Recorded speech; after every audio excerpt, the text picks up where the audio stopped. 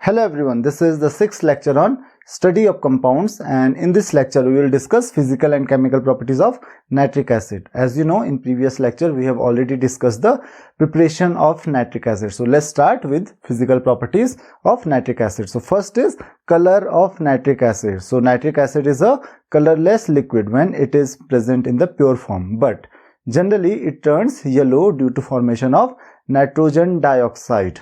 The next is odor. So nitric acid has suffocating odor. It is also highly corrosive in nature, and when it comes in contact with the skin, it forms the yellow blisters as it reacts with the protein present in the skin and form a compound called xanthroprotic acid.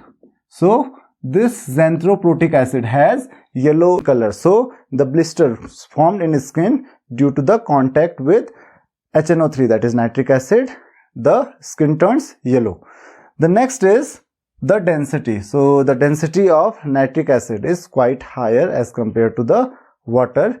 The next is it forms constant boiling mixture, that is also called azeotropic mixture, when it is present at 68%. So its concentration is 68% when it forms the constant boiling mixture, that is azeotropic mixture. The next is chemical properties. So first is stability. Generally nitric acid is not highly stable and it decomposes to nitrogen dioxide, water and oxygen on heating or in the presence of sunlight. So even at room temperature, it decomposes to nitrogen dioxide in the presence of sunlight. So you can see HNO3 is not highly stable. The next is its acidic character. We all know that nitric acid has acidic character and it acts as monobasic acid as it gives 1 H plus ion per molecule. So you can see the reaction HNO3 gives H plus and NO3, that is nitrate ion, and then the hydrogen ion combines with water molecule and it forms hydronium ion. Now HNO3, the whole reaction, that is HNO3 plus H2O, you can cancel H plus both sides, so it will give HNO3 plus H2O will give H3O plus nitrate ion, so it will give hydronium and nitrate ion. So this is the acidic character of nitric acid, and nitric acid is monobasic acid. The next is reaction of nitric acid with bases. So we know that nitric acid is acidic in nature, so therefore it will give salts and water with bases. So you can see some oxides of metals are bases and hydroxides of metals are also bases. So we will see the reaction with oxides and hydroxides of some metals. For example, copper oxide. So it is copper 2 oxide and it will give copper nitrate or copper 2 nitrate and water with nitric acid. Similarly, zinc oxide will react with nitric acid and it will give zinc nitrate and water molecule. So you can see it gives corresponding nitrates, the nitrates of metals and then water molecule. Then again sodium oxide. So with sodium oxide it gives sodium nitrate and water molecule. With lead oxide, HNO3 gives lead nitrate and water molecules. With ferric oxide, this is iron 3 hydroxide or ferric hydroxide, not ferric oxide, it is ferric hydroxide with HNO3 will give ferric nitrate. So that is FeNO3 whole thrice. So it will give ferric nitrate and water. Then NaOH, that is sodium hydroxide. So you can see sodium hydroxide will react with nitric acid and it will form sodium nitrate and water. Then we have calcium hydroxide. So calcium hydroxide will react with HNO3 and it will give calcium nitrate and water molecule. Then the weak acid, that is ammonium hydroxide with HNO3 nitric acid, it will give ammonium nitrate and water molecule. So you can see the reactions. Now the next is reaction with carbonates and bicarbonates. So you know that generally acids will form carbon dioxide with carbonates and bicarbonates. So you can see sodium carbonate will react with HNO3. It will form sodium nitrate, water and carbon dioxide. So it generally gives corresponding nitrate of metal, then water and carbon dioxide. You can see other reaction, calcium carbonate with HNO3 will give calcium nitrate, water and carbon dioxide. Similarly, calcium hydroxide with HNO3 will give calcium nitrate, water and carbon dioxide. Similarly, sodium bicarbonate or sodium hydrogen carbonate with HNO3 will give sodium nitrate, water and carbon dioxide. Next is reaction with sulfides and bisulfites. So sodium sulfite will react with HNO3, will form sodium nitrate, water and sulfur dioxide. Similarly, sodium bicarbonate will also react with HNO3 and it will also form sodium nitrate, water and sulfur dioxide. So the thing that you have to remember is the bases will form the nitrates of metals, and if we react with carbonates and bicarbonates, so carbonates and bicarbonates on reaction with HNO3 will liberate carbon dioxide, while sulfides and bisulfites will liberate sulfur dioxide gas. The next is oxidizing nature of HNO3, that is nitric acid. So you can see nitric acid generally decomposes to give nitrogen dioxide, water and one nascent oxygen, or it may also decompose to NO, that is nitric oxide, water and 3 nascent oxygen.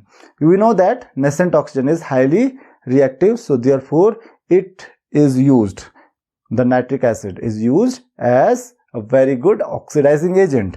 For example, sulfur. So sulfur is turned to sulfuric acid, or you can say sulfur is oxidized to sulfuric acid by nitric acid. How? Sulfur will react with nascent oxygen, which is produced by HNO3, and with it will give H2SO4 on reaction with water. So plus H2O, it will give H2SO4. So this is the whole reaction. Now you can multiply this reaction with 3 because we have 3 nascent oxygen. Now suppose this is reaction 1 and this is reaction 2. If you will add these two reactions, this reaction and this reaction, so you can cancel out 3O and sulfur, plus it will become 2 into 3, that is 6HNO3, plus we have here water molecule, then it will give that is 3 into 2, that is 6NO2 plus 3H2O plus H2SO4. So sulfur is oxidized to sulfuric acid. So that's why HNO3 nitric acid is a very good oxidizing agent. Nitric acid also oxidizes carbon to form carbon dioxide. So you can see carbon with nitric acid will form carbon dioxide, nitrogen dioxide and water. So carbon is also oxidized by HNO3 to carbon dioxide, and again we will use concentrated nitric acid.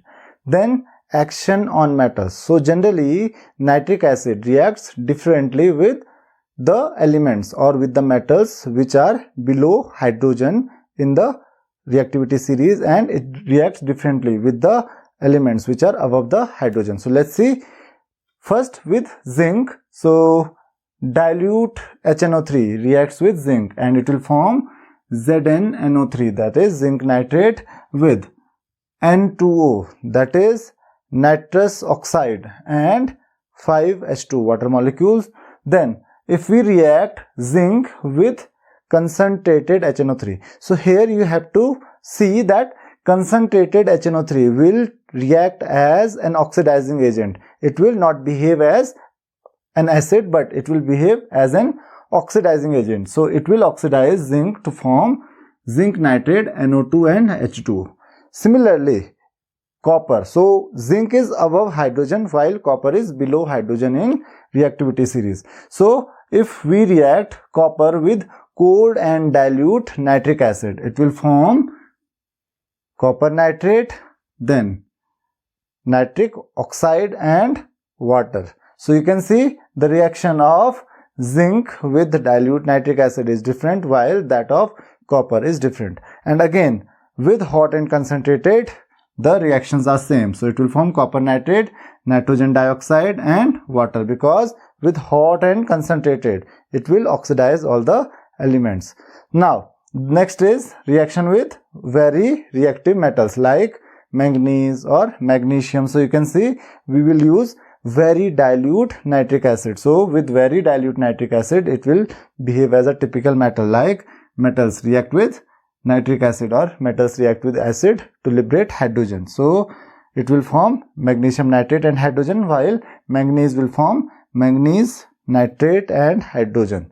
The next is the oxidation of HCl. You also know that the HNO3 reacts with HCl, and this combination, the 1 volume of HNO3 and 3 volumes of HCl combined, that is known as aquaresia. This mixture is called aquaresia. So aquaresia, it will give nitrosyl chloride, water and nascent chlorine, and these nascent chlorine atoms are very helpful to react with noble metals, which do not react with any other substance very easily. For example, platinum with nascent chlorine will form platinum 4 chloride. Similarly, gold and 3Cl will form Aurous chloride. So this is the reaction of the metals with nitric acid. So you can see the different metals will react differently with nitric acid. The next is test for nitric acid. So there are various tests, so we will discuss about a few. So first is the heating of nitric acid. So on heating the nitric acid, you will get nitrogen dioxide, water and oxygen, and you know that nitrogen dioxide is a reddish brown gas. So you will get reddish brown fumes on heating nitric acid.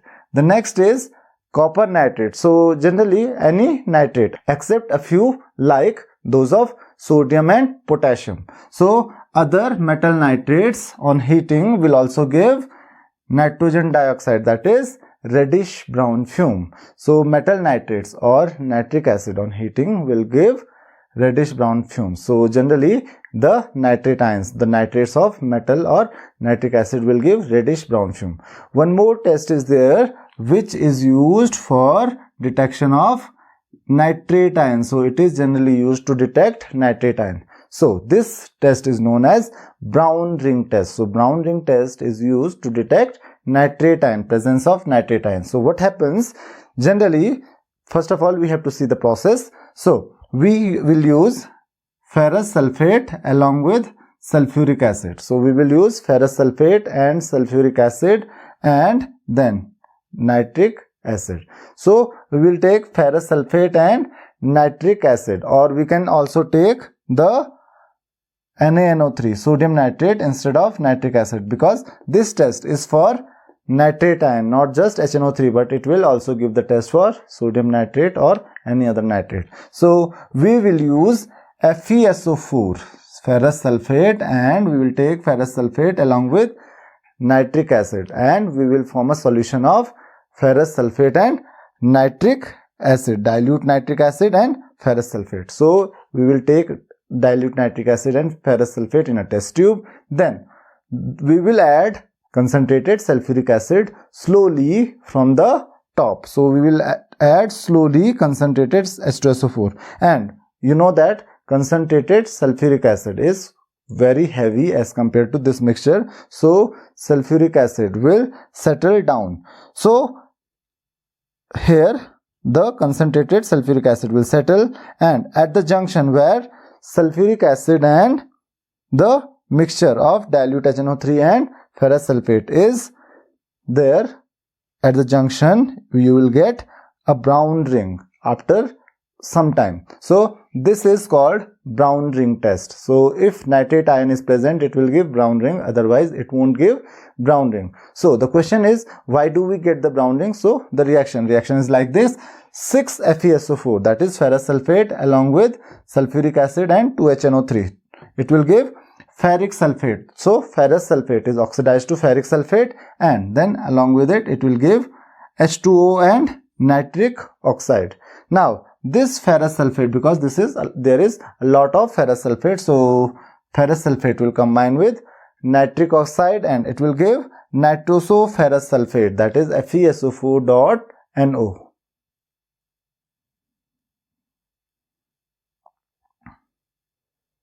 FeSO4.NO. Now this nitrosoferrous sulfate has brown color, so this brown color is appeared at the junction. So this is how browning test is done. So these are the tests for nitric acid. The next topic is uses of nitric acid. So nitric acid is used in manufacture of dyes, drugs, perfumes, etc. It is also used in the manufacture of synthetic fibers like artificial silk, nylon, etc. It is also used for preparation of explosives like trinitrotoluene, that is TNT, then trinitroglycerine, trinitrocellulose, etc. It is also used in manufacture of plastics, photographic films, etc. It is also used in manufacture of ammonium nitrate and many other fertilizers. It is also used for purification of gold because it dissolves the impurities of other metals like copper, zinc, silver, lead, etc. It is used for pickling of stainless steel to remove the oxide layer from the surface of the steel. It is also used as an oxidizer in rocket fuels.